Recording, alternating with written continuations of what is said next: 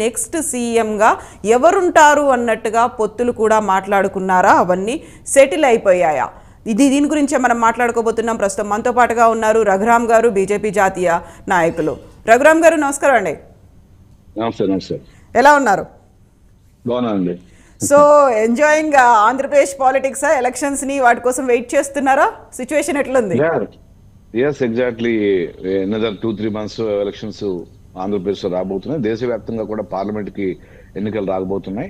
So ఆ వేడి already start అయింది దేశవ్యాప్తంగా. అదేవిధంగా ఆంధ్రప్రదేశ్ లో కూడా తెలంగాణ అయిన వెంటనే ఇప్పుడు అందరి చూపు ఆంధ్రప్రదేశ్ మీద ఉంది, ఎస్పెషల్లీ తెలుగు రాష్ట్రాల్లో మాత్రం. సో ఆంధ్రప్రదేశ్ మీద అందరి చూపు ఉంది. మరి బీజేపీ ఎవరి వైపు చూస్తుంది అంటే? భారతీయ జనతా పార్టీ రాష్ట్రంలో బలమైన శక్తిగా ఎదగడం కోసం ప్రయత్నం చేస్తోంది. అదేవిధంగా కేంద్రంలో ఉన్నటువంటి ఒక దమ్మున్న నాయకుడు నరేంద్ర మోడీ రూపంలో భారతీయ జనతా పార్టీకి ఒక వరం. అదేవిధంగా అమిత్ షా లాంటి చాణక్యుడు భారతీయ జనతా పార్టీకి వరం. అదేవిధంగా రాష్ట్రంలో ఒక ప్రజాబలం ఉన్నటువంటి, అదేవిధంగా ఒక సీనియర్ పొలిటికల్ రంగాల్లో ఉన్నటువంటి ఒక పెద్ద ఫ్యామిలీ నుంచి వచ్చిన ఎన్టీ రామారావు ఫ్యామిలీ నుంచి వచ్చినటువంటి పురంధేశ్వర గారు భారతీయ జనతా పార్టీ నాయకత్వంలో ముందుకెళ్తోంది భారతీయ జనతా పార్టీ. పొత్తులు అనేవి ఎన్నికలు ముందు ఇంకా డిసైడ్ అవుతాయి, ఉంటాయా లేదా, ఎలా, ఎవరితో ఉంటాము ఏంది అనేది. ప్రస్తుతానికి అయితే జనసేన మాతోనే ఉందని వాళ్ళు చెప్తున్నారు, మేము చెప్తున్నాం. చూద్దాం వాళ్ళు ఏ విధంగా వాళ్ళు తీసుకున్నా కానీ కేంద్ర నాయకత్వం భారతీయ జనతా పార్టీ ఇది రీజనల్ పార్టీ కాదు. ఒక Janasena regional party, Telugu Desam regional party, Jaganmohan Reddy regional party. So ఆ విధంగా మేము వాళ్ళలాగా రియాక్ట్ కాలేము. ఎందుకంటే we have our central leadership. వాళ్ళు డిసైడ్ చేసి చెప్తారు రోడ్ మ్యాప్ కానీ భారతీయ జనతా పార్టీ ఏ విధంగా ముందుకెళ్ళాలి. అయితే మాకు ఇప్పుడు చెప్పింది ఏంటంటే రాష్ట్రంలో బలమైన శక్తిగా ఎదగడం కోసం ప్రయత్నం చేయాలి. రాబోయేటటువంటి ఎన్నికల్లో మన భారతీయ జనతా పార్టీ బలాన్ని చూపించాలి. ఏ విధంగా అయితే తెలంగాణలో భారతీయ జనతా పార్టీ బలమైనటువంటి శక్తిగా ఎదిగిందో, ఒక ఓట్ షేర్ ని ఏ విధంగా పెంచుకోగలిగిందో అదేవిధంగా ఆంధ్రప్రదేశ్ లో కూడా చేయాలనే ఉద్దేశంతోనే భారతీయ జనతా పార్టీ ముందుకెళ్తుందండి. సో తెలంగాణలో భారతీయ జనతా పార్టీ బలమైన శక్తిగా ఎదిగింది అని మీరు అనుకుంటున్నప్పుడు అది జనసేనతో కలిస్తే ఎదిగిందా, లేకపోతే ఇండివిజువల్ గానే ఎదగలిగిందంటారా? సో ఇండివిజువల్ గానే ఎదిగిందండి. ఎందుకంటే ఇన్ని రోజులు ఇది ఎలక్షన్ ముందు ఎన్డీఏలో భాగస్వామిగా ఉన్నాడు కాబట్టి జనసేనని అక్కడ చివరిలో పొత్తుకి వచ్చి 8 సీట్లు కంటెస్ట్ చేయడం జరిగింది. వేరేస్ భారతీయ జనతా పార్టీ మొదటి నుంచి కూడా అక్కడ ప్రభుత్వంతో కొట్లాడింది. భారతీయ జనతా పార్టీ రాష్ట్రంలో బలమైన శక్తిగా ఒక నిరూపించుకుంది కూడా ఎన్నికల తర్వాత. సో ఇండిపెండెంట్ గానే బీజేపీకి అది దక్కుతుందండి. సో అలాంటి సమయంలో జనసేనతో ఎందుకు పొత్తు పెట్టుకున్నారు? సో కేంద్రంలో ఎన్డీఏలో భాగస్వామిగా ఉన్నప్పుడు తప్పదండి, పెట్టుకోవాలి. ఎందుకంటే ఎన్డీఏలో ఉన్నారు. పవన్ కళ్యాణ్ స్వయంగా ఎన్డీఏ మీటింగ్ కూడా అటెండ్ అయ్యారు, కేంద్రంలో జరిగినటువంటి ఢిల్లీలో జరిగిన మీటింగ్ కి. సో మీకు మాతో ఉన్నారు కాబట్టి తెలంగాణలో ఆయన ఇండివిజువల్ గా కంటెస్ట్ చేయలేడు కాబట్టి మాతో కంటెస్ట్ చేశారు. ఎస్, ఆంధ్రప్రదేశ్లో కూడా జనసేన ఉంది. కాకపోతే ఇప్పటిదాకా ఓట్లు కాదు, సీట్లు అక్కడ ఏమీ రాలేదు. 2 సార్లు ఖాతా కూడా తెరవలేదు. ఎన్డీలో భాగస్వామిగా ఉంది కాబట్టి ఈసారి కూడా జనసేనతో బీజేపీ పొత్తు పెట్టుకుందా ఏపీలో? ఆల్రెడీ ఆయన ఎన్డీఏ భాగస్వామిగా చేరడం నుంచి కలిసే ఉన్నాము, జనసేన బీజేపీ కూడాను. కొన్ని కార్యక్రమాలు కూడా చేస్తున్నాం అండ్ ముందుకు వెళ్తున్నట్టే ఉంది. లెట్ us see, ఎన్నికలు దగ్గరకు వచ్చేటప్పటికి మనకి ఇంకా క్లారిటీ వస్తుంది. ఇప్పుడు మీరు అనుకున్న క్లారిటీ వస్తుంది, మాకైతే క్లారిటీతో ఉన్నాం. బీజేపీ వెరీ క్లారిటీగానే ఉంది. సో మేము అనుకునే క్లారిటీ మాకు ఎప్పుడు వస్తుంది? మాతో పాటుగా అక్కడ ఉన్నటువంటి మీ ఓటర్లకి, మీ క్యాడర్ కూడా క్లారిటీ అనేది కావాలి కదా, అది మిస్ అవుతుంది అనిపించట్లేదా? లేదండి, మాకు క్యాడర్ కి వెరీ క్లియర్ ఒక ఇండికేషన్ ఉంది. క్యాడర్ ఎలాంటి కన్ఫ్యూజన్ లేదు. మీడియా రంగానికి ఖచ్చితంగా కన్ఫ్యూజన్ ఉంటుంది. ఎందుకంటే మేము ఇంకా పూర్తిగా దాన్ని కేంద్ర నాయకత్వంగా డెసిషన్ చెప్పాల కోసం వెయిట్ చేస్తున్నాం కాబట్టి మీడియాకి ఏదైతే అనుకుంటున్నారో వాళ్ళకి దొరకట్లేదు అనేది ఇవాళ చర్చ. మీరు పెట్టినా ఎవరు పెట్టినా ఇదే చర్చ జరుగుతుంది ఇవాళ. సో పల్స్ ఎందుకు దొరకట్లేదు మరి? అసలు ఆ మూడు మీది ఎటువైపు ఉంది, మీ ఏ మోడ్లోకి వెళ్తున్నారు అనేది ఎందుకు అర్థం కావట్లేదు? మీరు చూశారు కదా, మధ్యప్రదేశ్ అంత పంపింగ్ మెజార్టీతో గెలిచిన తర్వాత అక్కడ శివరాజ్ సింగ్ చౌహాన్ ముఖ్యమంత్రిగా ఉన్నాడు, అనేక మంది సీనియర్లు ముఖ్యమంత్రిగా ఉన్నారు, అదే సీనియర్ లీడర్లు ఉన్నారు. అయినప్పటికీ ఒక తురుపు ముక్కను పట్టుకొచ్చాం ఒక మంచి నిబద్ధత కలిగిన ఇంకా నిబద్ధత కలిగిన నాయకుడిని ప్రొజెక్ట్ చేసి సీఎం గా అతన్ని ప్రమాణ స్వీకారం చేయించాం. అది ఎవరికి ఊహకి అందంది, మీడియాకి కానీ పార్టీలో ఉన్నటువంటి సీనియర్లకు కానీ అనేక మందికి ఊహకు అందది. ముందులో ఊహించుకునేవాళ్ళు పలానా వాళ్ళు అవుతారు. ఇప్పుడు తెలంగాణలో కాంగ్రెస్ పార్టీ రేవంత్ అవుతాడనేది, రేవంత్ రెడ్డి ముఖ్యమంత్రి అవుతాడని తెలిసిపోయింది. సో రేవంత్ రెడ్డికే ఇచ్చారు.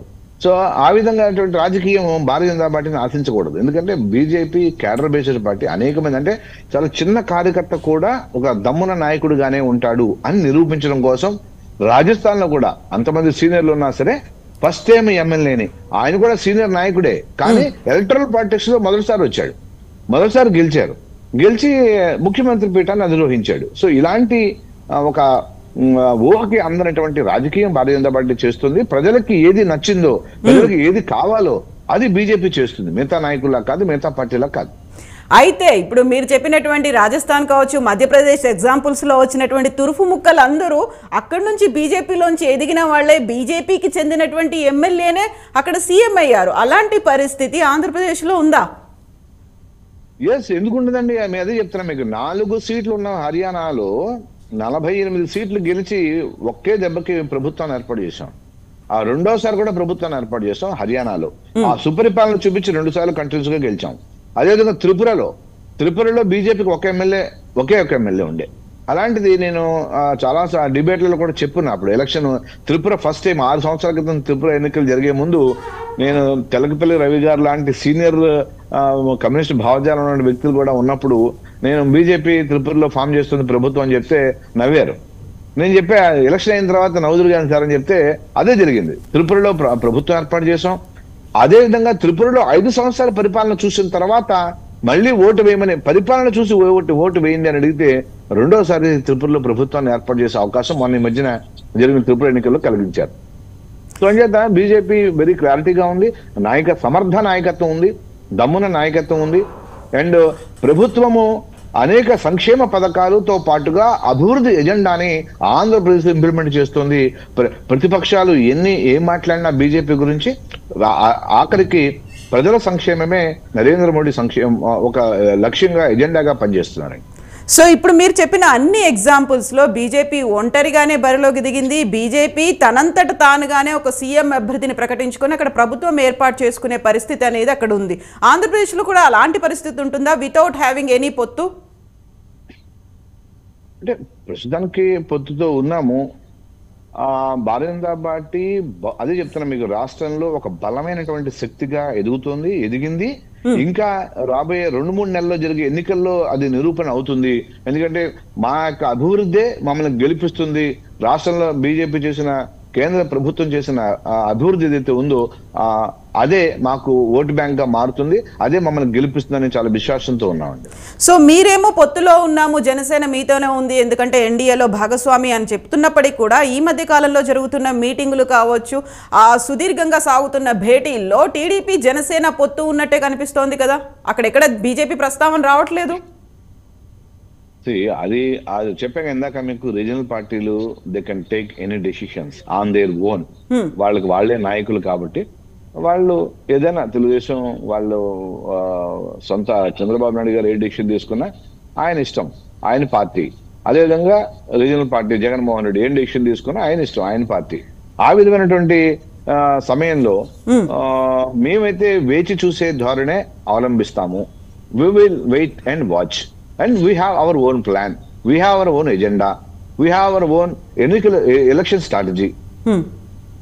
So మీకంటూ ఒక ప్లాన్ ఉన్నప్పటికీ కూడా జనసేన టీడీపీఏ బలంగా ముందుకెళ్లాలనే ప్లాన్ తో ఉన్నట్టున్నారు. ఉమ్మడి కార్యాచరణ, ఉమ్మడి మేనిఫెస్టో, భవిష్యత్తు ప్రణాళికలు, వీటన్నిటి కోసం నిన్న రాత్రి కూడా భేటీ అయ్యారు కదా ఇద్దరు అధినేతలు.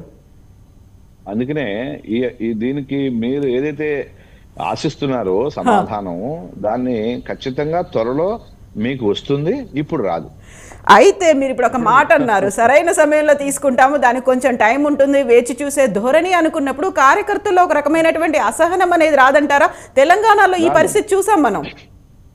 లేదు, ఇక్కడ మీకు గమనించాల్సింది ఏంటంటే, ఒక సుశిక్షితులైనటువంటి, నిబద్ధతతో కూడినటువంటి, క్రమశిక్షణ కలిగినటువంటి కార్యకర్తలు భారతీయ జనతా పార్టీలో ఉన్నారు, నాయకులు, కార్యకర్తలు. సో మిగతా పార్టీల్లో ఆ అసహనము, ఆ ఏంటిది మీరు చెప్పినటువంటి అదే కన్ఫ్యూజన్, ఇవన్నీ ఉంటాయి. మాకు ఉండదండి. మా కార్యకర్తలకి వెరీ క్లియర్ మెసేజ్ ఉంది.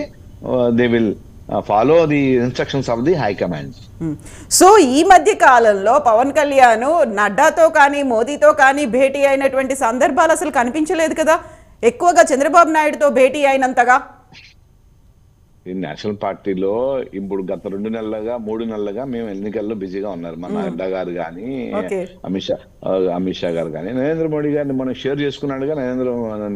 మన పవన్ కళ్యాణ్ నరేంద్ర మోడీ గారు ప్రధానమంత్రి హైదరాబాద్ ఎన్నికల్లో డయాస్ షేర్ చేసుకున్నారు, మాట్లాడుకున్నారు. సో అంచేత దాని మీద అతను కలిసాడా లేదా, ఎన్నిసార్లు కలిసాడు, ఇలాంటివి అవసరం ఉండదండి. ఎందుకంటే వెరీ జాతీయ పార్టీ భారతీయ జనతా పార్టీ ఈ దేశంలోనే ప్రపంచంలోనే అతిపెద్ద సంఖ్యాబలం ఉన్నటువంటి, అంటే మెంబర్షిప్ ఉన్నటువంటి పార్టీ బీజేపీ. అంచేత క్రమశిక్షణ కూడా చూసారుగా. ఒక ఎమ్మెల్యేని ఎవరికి దమ్ముంటుందని చెప్పండి. ఫస్ట్ టైం ఎమ్మెల్యేని ముఖ్యమంత్రిని చేసే కెపాసిటీ ఏ పార్టీ కన్నా ఈ దేశంలో ఉంటుందండి? యాక్సెప్ట్ చేస్తారా కార్యకర్తలు? ఆ నాయకులు యాక్సెప్ట్ చేస్తారండి? దిగ్గజాలు, సీనియర్లు, 8 సార్లు గెలిచిన వాళ్ళు, 7 సార్లు గెలిచిన వాళ్ళు, ముఖ్యమంత్రులు, మాజీ ముఖ్యమంత్రులు